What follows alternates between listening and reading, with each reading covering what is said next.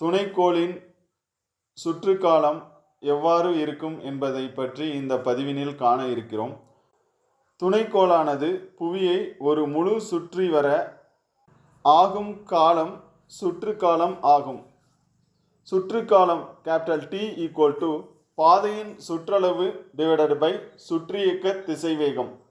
சுற்றுப்பாதையின் ஆரம் r = R + h எனில் T = 2πr /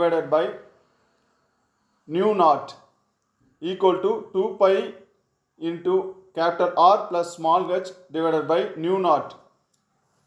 T = 2π R + h √R + h / G M. Since இதிலிருந்து V0 √ Gm / R + h. T = 2π √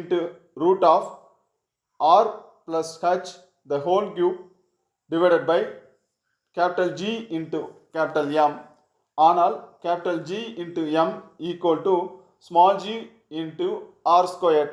Since இதிலிருந்து T = 2π √ R + h the whole cube /